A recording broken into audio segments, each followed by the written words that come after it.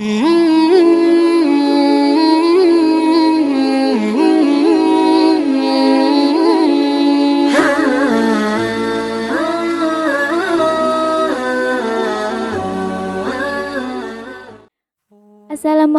warahmatullahi wabarakatuh. Kisah malam pertama Putri Rasulullah dengan pemuda Yahudi. Pada kesempatan kali ini, saya akan membagikan sebuah kisah tentang Abu Al-As bin Al-Rabi. Abu Al-As berbicara kepadaku, dan ia membenarkanku. Ia berjanji kepadaku, dan ia menepatinya untukku. Muhammad Rasulullah Abu Al-As bin Al-Rabi adalah seorang dari suku Al-Abasyami yang berafiliasi ke suku Quraisy. Dia adalah pemuda yang bagus posturnya dan membuat iri orang yang melihatnya. Kenikmatan hidup telah datang pada dirinya dan ia juga memiliki garis keturunan yang mulia. Maka ia menjadi idola bagi para penunggang kuda bangsa Arab karena ia memiliki semua faktor yang dapat dijadikan kebanggaan dirinya. Dia juga memiliki ciri-ciri manusia yang punya harga diri dan komitmen, serta orang yang mempunyai semua peninggalan leluhurnya. Abu Al-As telah mewariskan hobi dagang Quraisy kepada dirinya, sehingga selalu melaksanakan ekspedisi pada musim panas. Kafilahnya tidak pernah berhenti melakukan perjalanan pulang pergi Mekah Syam. Kafilah yang ia miliki terdiri dari 100 unta dan 200 orang. Banyak manusia yang menyerahkan harta mereka untuk ia berdagangkan bersama dengan harta yang ia miliki. Mereka begitu percaya kepadanya karena mereka sudah mengetahui kecerdasan, kejujuran, dan sifat amanahnya. Bibinya yang bernama Khadijah binti Khuwailid atau istri Nabi Muhammad bin Abdullah menjadikan ia seperti anak sendiri. Khadijah menempatkan Abu Al-As di hati dan di rumahnya, sebuah tempat yang terhormat yang dipenuhi oleh rasa cinta dan penerimaan. Kecintaan Muhammad bin Abdullah pun kepada Abu As tidak kalah dari kecintaan Khadijah kepadanya. Waktu berjalan, tahun demi tahun, menghampiri rumah keluarga Muhammad bin Abdullah. Anak putri tertua beliau yang bernama Zainab sudah beranjak dewasa, yang sudah mekar bak sekundung bunga yang harum semerbak. Maka banyak sekali para putra pembesar Mekah yang hendak meminangnya. Bagaimana tidak? Padahal Zainab adalah salah seorang putri Quraisy yang berasal dari garis keturunan terpandang. Orang tuanya adalah manusia terhormat dan ia adalah gadis yang paling cerdas dan berakhlak di sana. Akan tetapi bagaimana mereka dapat meminang Zainab?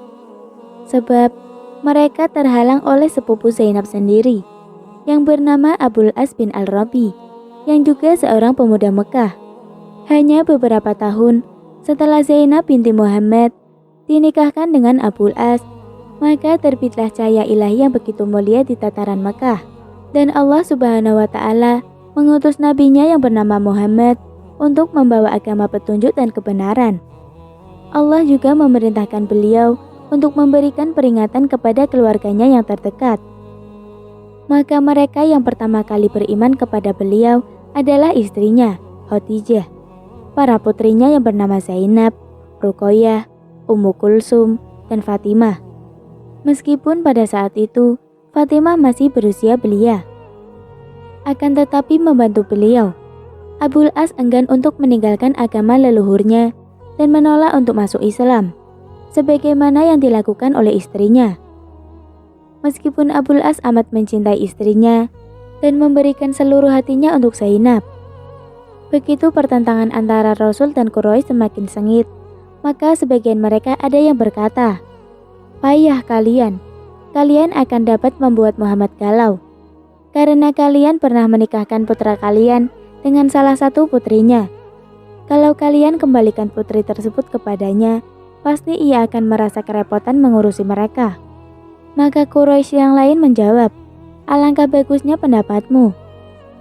Lalu mereka mendatangi Abul As dan berkata kepadanya, "Ceraikan istrimu wahai Abu As, dan pulangkan ia ke rumah orang tuanya. Kami akan menikahkanmu dengan wanita mana saja yang paling cantik dari suku Quraisy." Abul As menjawab, "Demi Allah, Aku tidak akan menceraikan istriku. Aku tidak mau menikahi semua wanita di dunia ini selain dia. Adapun kedua putri Rasul yang lain yang bernama Ruqayyah dan Ummu Kulsum, mereka berdua telah dicerai dan dikembalikan ke rumah orang tuanya. Maka senanglah hati Rasul dengan kembalinya kedua putrinya tadi ke pangkuannya, dan beliau berharap bahwa Abul As akan melakukan hal yang sama. Namun Rasul tidak memiliki kekuatan untuk memaksakan kehendak tersebut. Dan lagi pula pada saat itu belum disyariatkan bahwa mengawinkan perempuan mukmin kepada pria musyrik adalah haram. Begitu Rasul berhijrah ke Madinah dan beliau semakin memiliki pendukung dan kekuatan di sana, maka pihak Quraisy berangkat untuk membunuh beliau di Badar. Maka Abul As pun turut serta dengan kondisi terpaksa. Sebab ia sendiri tidak ingin memerangi kaum muslimin, apalagi mengalahkan mereka. Akan tetapi posisinya di masyarakat yang membuatnya harus turut serta dalam keberangkatan ini. Perang Badar berakhir dengan kekalahan pihak Quraisy yang telah mampu mengalahkan kekuatan syirik dan mengatakan punggung orang-orang yang kelewat batas. Sebagian mereka terbunuh, sebagian lagi tertawan, sebagian lagi menyelamatkan diri dengan berlari dari medan perang. Dan termasuk orang-orang yang menjadi tawanan adalah Abul As atau suami Zainab binti Muhammad. Rasul menetapkan tebusan atas para tawanan tersebut agar mereka dapat dibebaskan. Tebusan tersebut berkisar antara 1.000 sampai 4.000 dirham sesuai status dan kekayaan tawanan tersebut. Dan mulailah banyak utusan yang bolak-balik Mekah Madinah dengan membawa harta yang berasal dari uang tebusan tawanan. Maka Zainab pun mengirimkan seorang utusan ke Madinah yang membawa uang tebusan atas suaminya Abul As, dan sebagai utusannya adalah kalung yang dihadiahkan Ibunda Khadijah saat Zainab akan melangsungkan pernikahan. Begitu Rasul melihat kalung tersebut, maka wajah beliau langsung dirundung kesedihan yang mendalam, dan beliau menjadi begitu kasihan kepada putrinya. Lalu ia melihat ke arah para sahabatnya dan bersabda, Zainab telah mengirimkan harta ini untuk menebus Abul As. Jika kalian berkenan untuk membebaskan tawanan ini untuknya dan mengembalikan hartanya, maka lakukanlah. Maka para sahabat menjawab, baik, kami akan melakukannya agar hatimu senang ya Rasulullah. Namun Nabi Shallallahu Alaihi Wasallam mensyaratkan kepada Abul As sebelum beliau melepaskannya agar Abul As mau mengirimkan putrinya Zainab segera tanpa tunda-tunda. Begitu Abul As tiba di Mekah, ia langsung segera menepati janjinya. Ia langsung memerintahkan istrinya untuk bersiap-siap pergi. Dan ia memberitahu Zainab bahwa utusan ayahnya menunggu Zainab tidak jauh dari Mekah. Abul As juga menyiapkan bekal dan kendaraan untuk Zainab. Dan ia mengutus saudaranya yang bernama Am bin Ar-Rabi untuk mendampingi Zainab dan menyerahkannya secara langsung kepada para utusan tadi. Ammar bin Rabi sudah menyandang busur panahnya, dan ia pun tidak lupa membawa sekantong penuh panah, dan ia menempatkan Zainab dalam Haudaj. Dan Ammar berangkat bersama Zainab dari Mekah dengan terang-terangan di siang hari dan disaksikan oleh para kaum Quraisy. Maka para penduduk Quraisy pun menjadi berang melihatnya. Mereka pun segera menyusul keduanya sehingga tidak terlalu jauh lagi. Mereka telah membuat Zainab menjadi takut dan cemas. Di saat itu, Ammar mulai menyiapkan busur panahnya dan menghamburkan anak panahnya di hadapannya. Ia berkata, demi Allah, tidak ada orang yang bisa mendekatinya, kecuali akan terkena sebuah anak panah ini di lehernya. Ammar adalah seorang pemanah yang jarang meleset. Lalu Abu Sufyan bin Harb menghampiri Ammar. Abu Sufyan juga menyusul para penduduk Quraisy ini. Abu Sufyan berkata kepadanya, wahai keponakanku, tolong turunkan anak panahmu sehingga kami dapat berbicara denganmu. Maka Ammar pun menurunkan anak panahnya. Abu Sufyan berkata, langkah yang kau tempuh adalah keliru. Engkau telah membawa Zainab pergi secara terang-terangan dan diketahui oleh orang-orang, dan mata kami menyaksikannya. Bangsa Arab semuanya telah mengetahui tentang kekalahan kami di Badar dan apa yang telah kami terima dari ulah ayahnya yang bernama Muhammad. jika engkau membawa putrinya secara terang-terangan, seperti yang kau lakukan. Maka para kabilah yang ada akan menduduki kita sebagai kabilah pengecut, dan mereka akan menyebut kami sebagai orang yang kalah dan pecundang. Bawalah kembali ia pulang. Biarkan ia menetap di rumah suaminya dalam beberapa hari, sehingga bila orang-orang sudah mengatakan bahwa kami sudah pulih, maka bawalah ia pergi dengan sembunyi-sembunyi, dan antarkanlah dia ke ayahnya, dan kami tidak merasa perlu untuk menahannya. Maka Ammar menerima usulan tersebut, dan ia mengembalikan Zainab ke Mekah. Setelah beberapa hari, ia mengajak Zainab berangkat pada suatu malam, dan ia menyerahkan Zainab kepada utusan ayahnya secara langsung, sebagaimana yang telah dipesankan oleh saudaranya. Abul As masih tinggal di Mekah setelah berpisah sekian lama dari istrinya. Hingga beberapa saat sebelum terjadinya Fathu Makkah, ia pergi ke Syam dalam sebuah ekspedisi perdagangan. Begitu ia pulang menuju Mekah, dan saat itu ia membawa rombongannya yang mencapai 100 unta dan para pembantunya yang hampir berjumlah 170 orang. Mereka terhadang oleh sebuah pasukan Rasul yang berada di dekat Madinah. Maka pasukan tadi mengambil barang-barang dagangan dan menawan para pembantunya. Akan tetapi Abul As berhasil melarikan diri dan tidak ditangkap. Begitu malam sudah semakin gelap, dan Abul As pun berlindung dengan kegelapan malam. Ia memasuki Madinah dengan sembunyi-sembunyi dan penuh rasa takut. Ia terus berjalan hingga menemui Zainab. Ia meminta perlindungan kepada Zainab, dan Zainab pun melindunginya. Begitu Rasulullah hendak keluar rumah untuk melakukan sholat fajar dan berdiri tegak di dalam mihrabnya, kemudian beliau mengucapkan takbiratul ihram, dan semua orang pun mengikuti ucapan takbir beliau. Maka berteriaklah Zainab dari saf perempuan sambil berkata, "Wahai manusia, saya adalah Zainab binti Muhammad.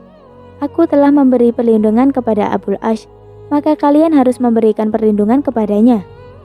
Begitu Rasulullah selesai melakukan sholat, beliau menoleh ke arah manusia yang ada di belakangnya dan bertanya, "Apakah kalian mendengar apa yang telah aku dengarkan?" Mereka menjawab, "Ya, kami mendengarnya ya Rasul." Beliau lalu bersabda, "Demi jiwaku yang berada dalam kekuasaannya, aku tidak tahu hal tersebut, sehingga aku mendengarkan seperti apa yang telah kalian dengar. Dan ia telah memberikan perlindungan kepada orang selain muslim." Kemudian beliau kembali ke rumah dan berkata kepada putrinya, "Berikanlah tempat terhormat kepada Abul As, dan ketahuilah bahwa kamu tidak halal lagi bagi dirinya." Kemudian Rasulullah SAW memanggil para pasukan yang telah mengambil barang-barang dan menawan para pembantu Abul As. Rasulullah bersabda kepada mereka, "Orang ini adalah anggota keluarga kami. Sebagaimana telah kalian ketahui, kalian telah mengambil hartanya. Jika kalian berbaik hati dan mengembalikan harta yang ia miliki, maka itulah cara yang kami suka. Jika kalian menolak, maka harta tersebut adalah fa'i yang telah diberikan Allah kepada kalian, dan kalian berhak atas harta tersebut." Mereka menjawab, "Kami akan mengembalikan harta tersebut kepadanya ya Rasul." Begitu Abul As mengambil kembali hartanya, para pasukan tadi berkata kepadanya, "Ya Abu As, engkau memiliki kedudukan yang mulia dalam suku Quraisy. Engkau adalah sepupu Rasulullah sekaligus menantunya. Apakah engkau tidak mau masuk ke dalam Islam? Kami akan memberikan semua harta ini kepadamu, sehingga engkau akan merasa nikmat seperti engkau telah memilikinya saat di Mekah, dan engkau dapat tinggal bersama kami di Madinah." Abul As menjawab, "Alangkah buruknya ajakan kalian, agar aku mulai agamaku yang baru dengan sebuah pengkhianatan." Kemudian berangkatlah Abul As bersama hartanya ke Mekah. Sesampainya di sana, ia membagikan hasil keuntungan kepada setiap orang yang ikut serta dalam permodalan. Lalu ia berkata, "Wahai bangsa Quraisy, apakah masih ada orang yang belum mengambil hartanya dariku?" Mereka menjawab, "Tidak. Semoga Allah membalas kebaikanmu kepada kami. Kami mengenalmu sebagai orang yang menepati janji dan pemurah."